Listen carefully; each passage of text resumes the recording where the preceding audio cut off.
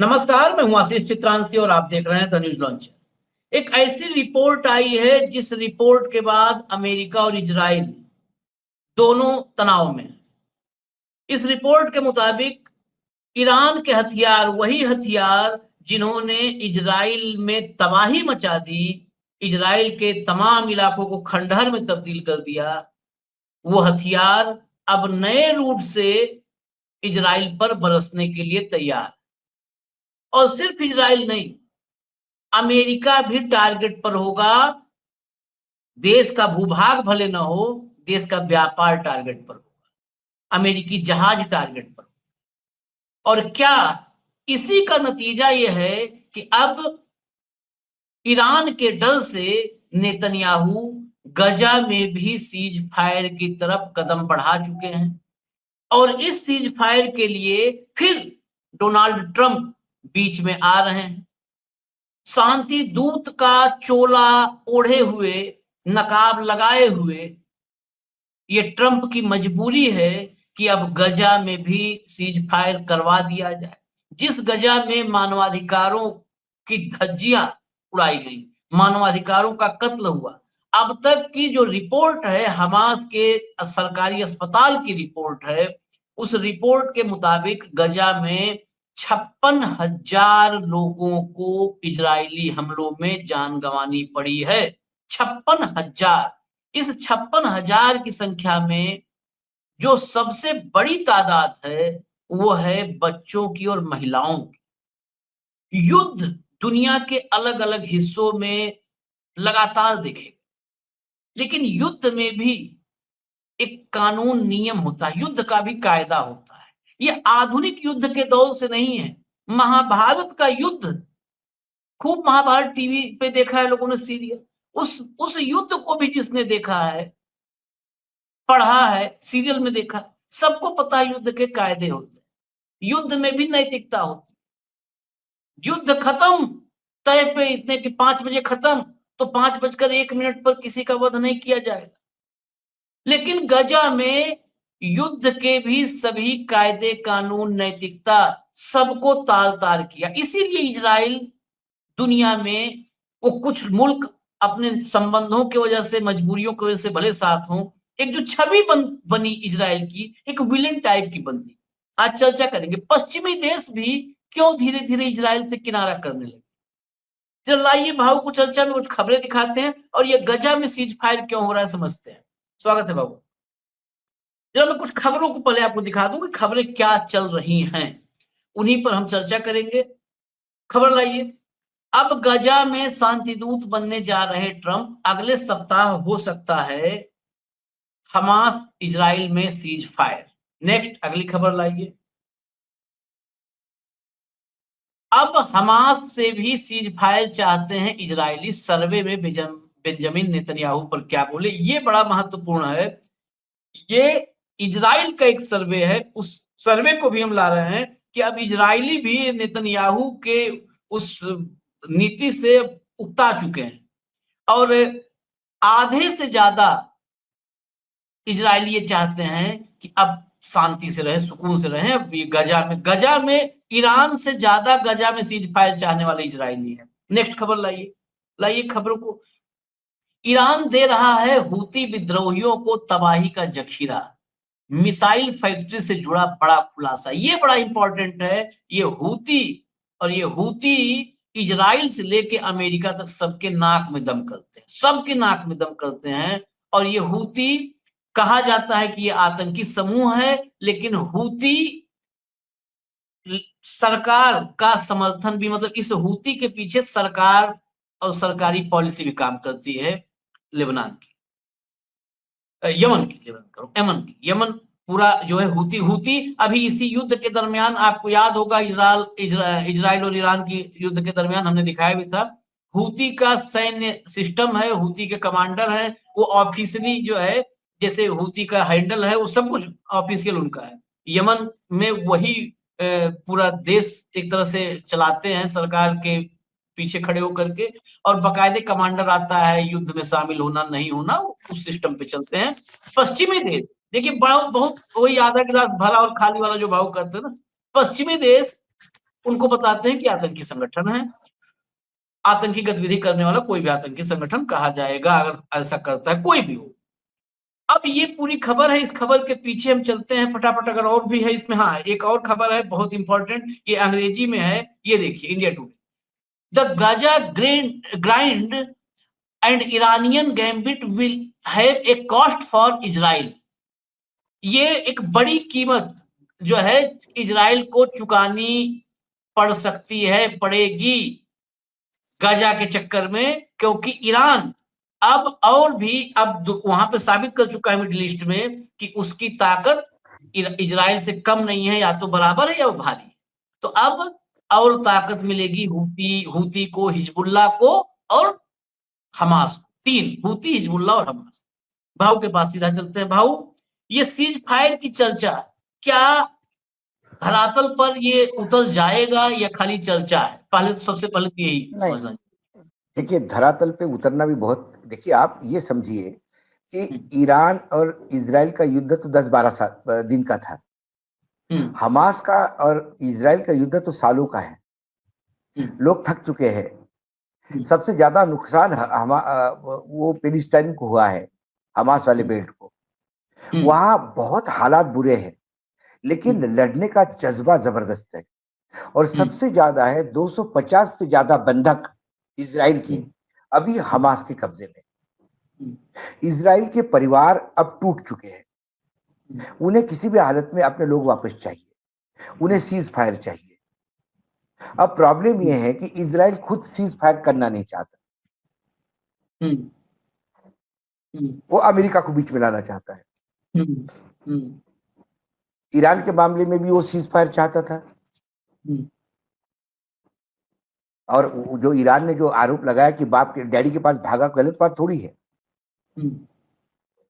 जब इजराइल पर ईरानी रॉकेट बरसने लगे और तबाही मचने लगी, तो नेतन्याहू अपनी आधी कैबिनेट लेके वाशिंगटन भागे। वहां जाके बातचीत हुई, फिर अमेरिका ने हमला करने का तय कर लिया, और फिर अमेरिका ने हमला किया। अमेरिका के हमले के बाद जो घमासान हुआ वो तो सब कई बार बोल चुके हैं हम। नुकसान हुआ, नहीं हुआ, यूरेनियम कहा गया, ये है वो है। फिर अमेरिका ने कहा कि नहीं, अभी सीज फायर हो जाए। अमेरिका जानता था कि इजराइल हमला बंद कर देगा तो सीज फायर ऑटोमेटिक हो जाएगा। उन्होंने अपने एयरबेस पे हुए हमले के बाद भी ईरान पे कोई रिटेलिएशन में हमला नहीं किया। ईरान ने कहा कि आपने हम पे हमला किया, हमने आप पे हमला किया, काम खत्म।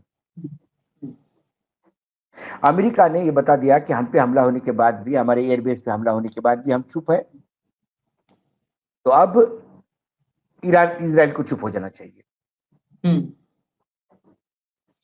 लेकिन ट्रम्प जो है वो एकदम ईरान के सामने झुक भी नहीं सकते। तो उन्होंने कहा कि नहीं, ईरान और मेरे पास आए थे, और ये जो स्टोरी गढ़ाई उन्होंने, उसके बाद ईरान ने सब नंगा कर दिया, क्या है क्या नहीं सच, उस पर कई बार हम प्रोग्राम कर चुके। अब कुल मिलाकर, अब मैंने पहले भी कहा था कि इस युद्ध से क्या मिला क्या खोया। अमेरिका को क्या मिला? अमेरिका को इसमें कुछ नहीं मिला। अमेरिका का पैसा खर्चा हुआ, अमेरिका की नाक कटी, अमेरिका का एयर डिफेंस सिस्टम फेल हो गया। बड़े बंकर वाले बम थे, वो बंकर ब्लास्टर, वो फेल हो गए। उनके विमान फेल हो गए। ईरान को क्या मिला? ईरान को बर्बादी तो हुई, लेकिन ईरान को एक नाम मिला कि पूरे उस क्षेत्र में ईरान ऐसा एक ताकतवर देश उभरा कि जो अमेरिका के साथ भी लोहा ले सकता है और इजराइल को भी औकात दिखा सकता है। और जब आपके पास जब वो ओहदा आ जाता है, तो फिर आप उसको तुरंत एक्शन लेना चाहते हैं। अमेरिका बार बार ईरान को फिर उसकी औकात में लाना चाहता है, लेकिन ईरान अब आने नहीं दे रहा है। अमेरिका ने कह दिया, अरे खोमेनी को तो हमने बचाया, हम चाहते तो भयंकर मौत मरता। उन्होंने कहा कि हमसे बातचीत करना चाहते हो ना तुम, खोमेनी जी के बारे में रिस्पेक्टफुल बात करो, नेता है मेरा, औकात में रहो, तमीज में रहो। ये अपेक्षा मुझे जयशंकर से थी। जब ट्रंप ने ये स्टेटमेंट दिया कि ब्रिक्स इज बेस्ट, और ब्रिक्स में यदि अपनी करेंसी लाने की कोई औकात तकलीफ करता है, जुगाड़ करता है अपनी करेंसी लाने का, तो फिर हम अमेरिकन सैंक्शन लगा देंगे। तो मुझे अपेक्षा थी जयशंकर से कि ब्रिक्स का नेता होने के नाते भारत के प्रधानमंत्री ने हमारी करेंसी लाने का, ब्रिक्स की करेंसी की बात कही थी। और एक ब्रिक्स ऐसा एक संगठन है जिसमें अमेरिका का कोई लेना देना नहीं। अमेरिका इसमें ना इंटरफेयर करे तो ज्यादा अच्छा है। ब्रिक्स क्या करेगा ये ब्रिक्स के देश सोचेंगे, ना कि अमेरिका। अमेरिका G7 में दादागिरी करे, यहाँ ब्रिक्स पे नहीं।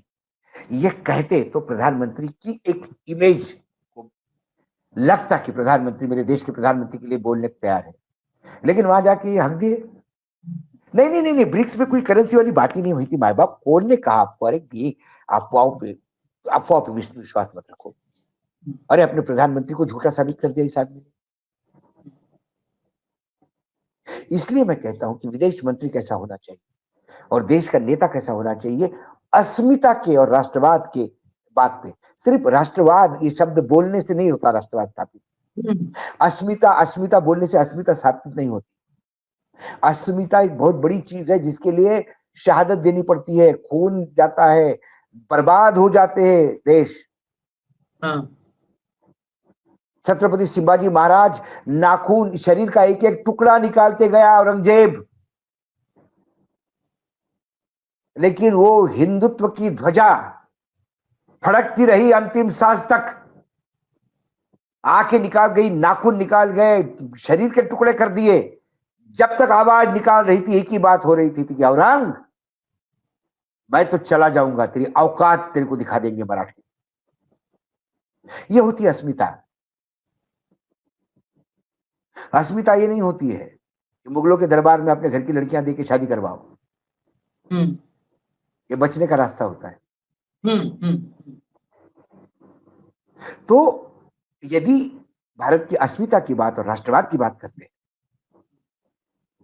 तो ये शब्द बोलने से नहीं होता, ये कर्तृत्व। जयशंकर यदि आवाज दिखाती तो लगता था कि भारत की अस्मिता है। क्या होगा अमेरिका में? अटल जी ने किया था सैंक्शंस, नो इशू, लगाओ सैंक्शन, भारत डरता नहीं तुमसे। झक मार के अमेरिका ने सैंक्शन वापस लिए, झक मार के। इंदिरा गांधी, उन्होंने अस्मिता रखी थी। ये किस अस्मिता की बात करते भाई? 2-2 मिनट में देश को बेचाते। तो ईरान में जो किया, जो फिर ईरान के हम वापस आए, तो ईरान ने जो किया कोई गलत थोड़ी किया। और अब क्योंकि पाकिस्तान ने कहा कि नोबेल प्राइज मिलना चाहिए ट्रंप साहब को, तो जहां मजबूरी के सौदे हैं शांति के, वहां ट्रंप साहब का उपयोग किया जाएगा। लेकिन जो भाषा ईरान बोल रहा था वही भाषा मुझे हमास से भी अपेक्षित है ट्रंप को लेकर। नहीं, हमास यहाँ पर, हमास तो वो प्रॉक्सी है। हमास, हूती, हिजबुल्लाह, इन्हें दुनिया का एक बड़ा हिस्सा आतंकी संगठन मानता है और घोषित कर चुका है। वो बताते हैं कि हम अपने एक भूभाग के प्रतिनिधि हैं। खैर, आशीष यासिर अराफत को भी आतंकी घोषित कर दिया था। हाँ, यासिर अराफत को भी किया था। हाँ, फिलिस्तीनी मुक्ति मोर्चा के, फिलिस्तीन मुक्ति मोर्चा के मुखिया थे। बाद में उन्हीं के वजह से, उन्हीं के संघर्ष से फिलिस्तीन सरवाइव किया। बाद में हमास जैसे समूह आए। खैर, हम इसमें ये और भी चर्चा आगे बढ़ाएं। जो रिपोर्ट है, उस रिपोर्ट के मुताबिक यमन सरकार का दावा है, यमन सरकार, इसीलिए मैंने कहा था कि इसको जोड़ना होगा। यमन सरकार का दावा है कि ईरान अब हूती विद्रोहियों को महज हथियार नहीं दे रहा है, बल्कि अपनी मिसाइल और ड्रोन फैक्ट्री ही वहां शिफ्ट कर रहा है। मिसाइल और ड्रोन की फैक्ट्री शिफ्ट कर रहा है। माना जा रहा है कि ये फैक्ट्रियां सादा, हज्जा और राजधानी सना, इन 3 जगहों पर लगाई जा रही, इनके आसपास। इससे न सिर्फ यमन में हालात बिगड़ेंगे बल्कि पूरी खाड़ी और वैश्विक समुद्री व्यापार पर भी गहरा संकट आ सकता है। Yemen exactly. के अधिकारियों के मुताबिक हूती विद्रोहियों को अब सिर्फ पुराने हथियार नहीं दिए जा रहे बल्कि उन्हें एडवांस बैलिस्टिक और हाइपरसोनिक मिसाइल टेक्नोलॉजी भी मिल रही है, जिस तरह के हथियार हाल में ही ईरान ने इस्तेमाल किए थे। हूतियों ने भी उन्हीं से मिलते जुलते सिस्टम के साथ पड़ोसी देशों और समुद्री मार्गों पर हमले किए हैं। इससे साफ है कि हथियारों की सप्लाई के साथ साथ ट्रेनिंग और ऑपरेशन तक की पूरी स्क्रिप्ट तेहरान से लिखी जा रही है। गल्फ ऑफ एडन, अदन की खाड़ी और और लाल लाल सागर लाल जैसे रणनीतिक रूप से अहम समुद्री रूट पहले से तनाव में है। अगर ईरान इस मिशन पर लगा रहा तो इजराइल और अमेरिका इन दोनों के लिए आगे कितनी मुसीबत बढ़ सकती है। क्या अब ये रास्ता नहीं है कि अब जहां जहां जैसे इजराइल इजराइल कहां कहां पर एक साथ इन्वॉल्व है, ये पहले समझना है। गाजा पट्टी फिलिस्तीन में एक हिस्सा छोड़ करके, वेस्ट बैंक वाला छोड़ के गाजा पट्टी में, वहां पर तो तबाही 56,000 मौत, बहुत बड़ी संख्या। उसके बाद लेबनान में हिजबुल्लाह के साथ, लेबनान में जो है वहां पर तो उसने वो मोबाइल वाला सिस्टम से पेजर में विस्फोट विस्फोट भी कर डाला, क्या क्या करवा डाला। उसके बाद यमन में जो है वो लगातार अटैक करता है, ड्रोन अटैक और ये सब हूती पर। 3 जगहों पर इन्वॉल्व। क्या एक साथ इन तीनों जगहों पर वो लड़ाई जारी रखेगा? क्योंकि अब ये साफ है ईरान यहाँ पर गलत है, सही है, ये अलग भी विश्लेषण का विषय है। लेकिन ईरान अब इन तीनों प्रॉक्सी को तकनीकी रूप से जो प्रमाणित हो गया युद्ध में वो टेक्नोलॉजी और वो हथियार देखिए प्रोवाइड करवा। देखिए ईरान ये मानता है कि सीज फायर नहीं हुआ। हम्म ईरान ये मानता है कि फिर से उस पर हमले हो सकते हैं। हम्म तो ईरान गफलत में नहीं रहना चाहता। हम्म तो ईरान क्या करेगा? अपने मित्रों को ताकत देगा। जिन मित्रों ने इस युद्ध में खुल के साथ देने की बात कही, तो जिनको ईरान मदद कर रहा है उन लोगों ने ईरान को मदद करने की बात कही थी। हिजबुल्लाह ने तो अपने 1.5 लाख मिसाइल डिस्पोजल पे रखे थे। टाइम आया तो हम 1.5 लाख मिसाइल आपको दे देंगे। और इस नेक्सस में चीन और रशिया का हाथ ना हो ऐसा मैं नहीं मानता। हाँ, कहीं ना कहीं जहां अमेरिका को चैलेंज देने वाले या अमेरिका को आंखें देने वाले दिखाने वाले जो लोग होते हैं उसके पीछे चीन रशिया ये सब खड़े हो जाते हैं। क्योंकि इजराइल अमेरिका का यदि रिप्रेजेंटेटिव बन के उस पूरे क्षेत्र में दादागिरी कर रहा है तो उसको काउंटर करने के लिए रशिया और चीन का समर्थन तो हासिल होगा ही। हाँ, है, ये कोई रॉकेट साइंस नहीं है। मैं तो ये मानता हूं कि जो गाजा ने एकदम हमला किया था इजराइल पर और तबाही मचा दी थी और फिर इजराइल ने रिटेलिएशन किया, उसमें जो यूज हुए थे, जो भी मिसाइल वगैरह जो यूज हुए थे, जो मोटर्स यूज हो गए थे, जो हथियार यूज हो गए थे, वो रशियन टेक्नोलॉजी थी।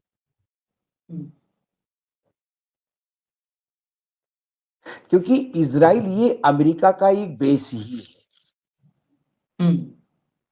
भले ही अमेरिका से दूर है लेकिन वो अमेरिका का एक राज्य ऐसा समझ लीजिए। और अमेरिका इजराइल के थ्रू पूरा मिडिल ईस्ट कंट्रोल करना चाहता है।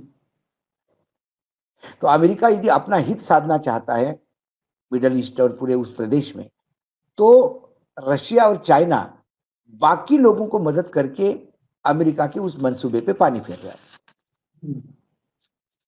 ये युद्ध बड़े इसमें ले, ये सब प्रॉक्सी है।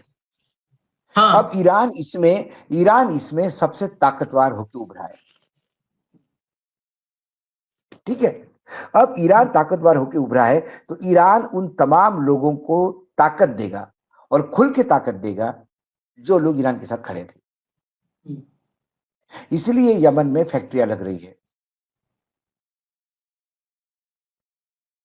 और जो समुद्री रूट है, इन आतंकी गुट जो है, हम तो इनको आतंकी गुट भी ही मानते हैं। ये आतंकी गुट का मेन सोर्स ऑफ इनकम जो है वो सिर्फ तेल ही नहीं, समुद्री जो आवागमन है, जो ट्रांसपोर्टेशन है, उससे अगवा करते हैं, वो फिरौती लेते हैं, प्रोटेक्शन मनी लेते हैं उनसे। और उसके चक्कर में कई बार भारत की नेवी ने तक को बस जाना पड़ा था अपने जहाजों को प्रोटेक्ट करने, वहां तक। तो यदि आपके पास देसी जुगाड़ के शस्त्र थे तो आप ये काम कर रहे थे, आपके पास सोफिस्टिकेटेड टेक्नोलॉजी वाले शस्त्र आएंगे तो आप क्या करेंगे? फिर उनकी छोटी छोटी बोट जाके टैंकर को नहीं बताएगी कि हमने घेर लिया है, तुम नीचे उतरो और फायरिंग करेगी मशीन गन से। वो तो बताएंगे कि मेरा मिसाइल निकल रहा है। किसकी जहाज पे आयरन डोम लगाओगे? हम मिसाइल जहाज पे दाग रहे हैं, अकाउंट में पैसे ट्रांसफर कर दो।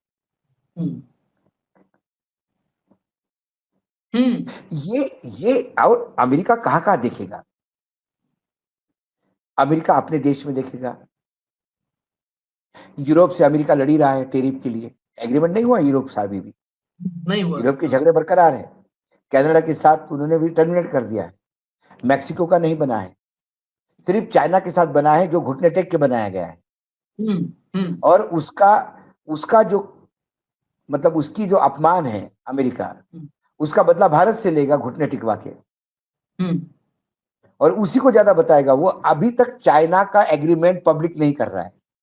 हाँ, ट्रम्प भारत का एग्रीमेंट पूरा पब्लिक करेगा, गा गा के फिरेगा। Look, I got them to 0% tariff. This is what America is doing. This is what trade is a tool. Fifth biggest economy of the world, 0 tariff for America. This is I got for America. ये नहीं बताएगा कि China के साथ क्या किया। वो था ना कि जब हम पढ़ते थे तो कुछ टीचर्स ऐसे थे कि बेचारे मेडियोकर शिक्षक होते हैं, कुछ शिक्षक बहुत अच्छे होते हैं। तो एक शिक्षक थे हमारे, तो उनके बारे में हम स्कूल में कहावत थी, easy repeated, easy repeated, hard omitted, thus course completed. जो बहुत ही इजी चीज है, जो जल्दी समझ में आती थी, उसको रिपीट कर करके पढ़ाते थे। जो बहुत हार्ड होता था समझाने के लिए, उसको भूल जाते थे और फिर बोलते थे कोर्स कंप्लीट हो गया।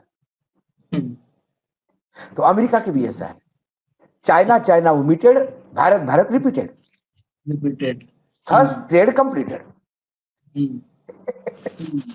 वही तो लेकिन ये मेरे लिए चिंता का विषय है, मतलब ये विश्व के लिए नहीं, मेरे लिए भी चिंता का विषय है, क्योंकि ये ऐसे लोगों के हाथ में मिसाइलें और अत्याधुनिक ताकत जाना,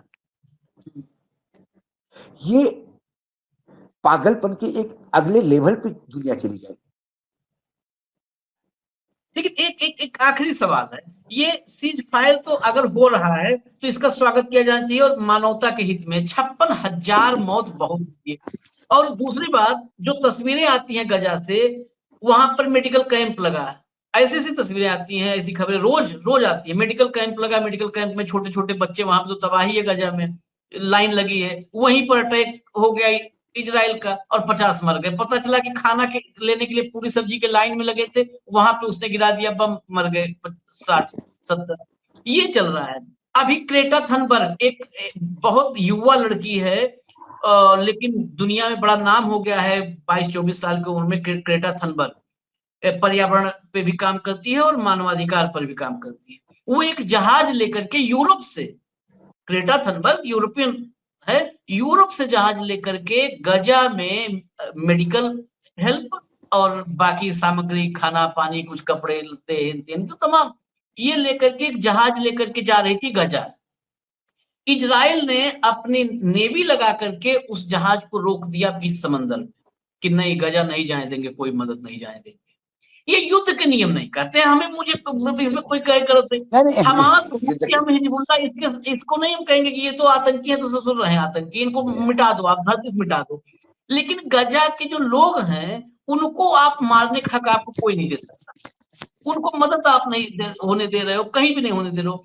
जब ऐसी चीज तभी आतंक पैदा होता है और मजबूत होता है। इजराइल के इसी अमानवीय पहलू से पूरा विश्व इजराइल से नफरत करने लगा है। इजराइल जरूरत से ज्यादा अपनी, देखिए वैसा देखा जाए तो इजराइल क्या था, इजराइल उस क्षेत्र में बसाया गया था। बसाया गया, हाँ हाँ, आपने भाई किसी को एक झोपड़ा बनाने की परमिशन दे दी पड़ोस में और उसने आपके बंगले पे कब्जा कर लिया। हाँ, वही है, वही है। हाँ? ये हालत होगी। लोगों को जरा इजराइल की जन्म कैसा हुआ, वहां कौन लोग थे, इजराइल को कैसा बसाया गया, इजराइल ने कैसी जमीन हड़पी धीरे धीरे, और फिलिस्तीन को कितना सिकुड़ के रख दिया सिर्फ अमेरिका की ताकत के ऊपर कि अमेरिका का समर्थन है। तो ये भी तो वस्तुस्थिति, जो वस्तुस्थिति तो है ना, और जो है उसको आप नकारा नहीं सकते। आप हिंदू मुसलमान करते होंगे, विश्व हिंदू मुसलमान की दृष्टि से नहीं चलता। नहीं, अगर इसी डर से, ईरान के डर भय से ही, इसमें कोई तो राय नहीं है। कंक्लूजन ये है कि गजा में सीज फायर की तरफ इजराइल अब बढ़ चुका है। 62% जो हमने खबर दिखाई थी, इजराइल में जो इंटरनल सर्वे हुआ, 62% लोगों ने कहा है कि गजा में सीज फायर होना चाहिए, अब ये बहुत हो गया। उसके बाद जो ईरान ने, इजराइल का अस्तित्व जब पैदा हुआ तब से 3 बड़े युद्ध उसने लड़े। 1948 में लड़ा, 1967 में, 67 में और 1973 में। तीनों युद्ध एक तरफा अपने अंदाज में इजराइल जीता, और उसी की धमक रही कि पूरा मिडिल ईस्ट उसके खौफ में रहता था। लेकिन पहली बार ये 2025 का युद्ध है जहां पर इज्जत, दौलत, शोहरत सब गंवा के निकले हैं तेरे कूचे से, ईरान से। तो अब वह हालत है कि ऐसी हार इजराइल पर जो बुरी नजर रखने वाले जो भी लोग हैं, उनके भी लिए एक बूस्टर का काम किया है। ऐसे में शांति ही एकमात्र विकल्प है, और हमेशा शांति से ऊपर। लेकिन अब शांति इजराइल के लिए जरूरी भी है और मजबूरी भी है। इजराइल, देखिए, सीज फायर इजराइल के लिए मजबूरी हो गया है। ईरान ने इतना नुकसान किया है इजराइल का कि उसको उभरने के लिए इजराइल को समय चाहिए अभी। हाँ, समय चाहिए भाई। तो बस अब जरूरी है और मजबूरी है, हो जाए तो पूरी दुनिया इसका वेलकम करेगी। एक पत्रकार के रूप में, एक मानवाधिकार के समर्थक के रूप में, एक इंसान के रूप में हम लोग भी ये चाहेंगे कि अमन चैन हो जाए, अमन चैन हो जाए। बिल्कुल। फिलहाल इजाजत दीजिए हमें, फिर बड़ी खबर में आएंगे। एक जो है भाऊ कहते ही रहते हैं, मैं चलते चलते मैं आज भाऊ वाली बात मैं रिपीट कर दे रहा हूँ इस उसमें, कि आप लोग जो भी, जितना भी, जैसे भी, जो सहयोग कर सकते हैं, जो प्यार कर सकते हैं, जो मदद कर सकते हैं, इस स्कैनर पे आप देखिए और वो मदद कीजिए। और हमारे साथ अभी पिछले हमने कार्यक्रम में मिड डे मुद्दा में बोला था, वो आता है सारा डिटेल। जैसे ऐसा नहीं होता ना कि कोई वो वाला है, मोदी जी का, अडानी का खाता है कि इसका कोई हिसाब किताब नहीं बताएगा। ये न्यूज लॉन्चर का खाता है तो इसमें सब दिखता है, सब 5 रुपया 10 रुपया सब दिखता है। तो वो जिस दिन वो होगा कि चलो हाँ आप दिखाने लायक है, तो हम सब दिखा देंगे कि ये ऐसे है, इतना आया है। और एक एक व्यक्ति का धन्यवाद नहीं, लेकिन हमारे लिए तो सारा परिवार है हमारा, एक साथ सबका धन्यवाद आज भी करते हैं और एक मुश्त करेंगे जब कि हाँ इतना है, इतना ये रखा हुआ है। जिस दिन हम मुश्किल में होंगे, विपत्ति में होंगे, न्यूज लॉन्चर समूह, मतलब हम, मतलब न्यूज लॉन्चर समूह, हम भाव सब मिलकर न्यूज लॉन्चर है, तो जो है सामने रख देंगे कि ये है, अब इसके जरिए आप तक ऐसे हम अप्रोच करेंगे, या अगर उसमें से कुछ इस्तेमाल हो तो ये सब कुछ बड़ा क्लियर। ये कहे ना, ये अडानी का और मोदी का बही खाता नहीं है, ये न्यूज लॉन्चर का है, आपका है, आपके सामने है। पीएम केयर फंड नहीं है। पीएम केयर फंड नहीं है। इसमें आप एक एक पाई का, आप अगर आप एक एक पाई का, इसमें आप हिस्सेदार हैं, एक एक पाई का हिसाब मांग सकते हैं कभी भी कि भैया दिए थे, क्या किए तुम लोग, उसका चॉकलेट खा गए तो हम बता देंगे, दिखा देंगे। इजाजत दीजिए हमें, धन्यवाद भाव, बहुत बहुत धन्यवाद, नमस्कार।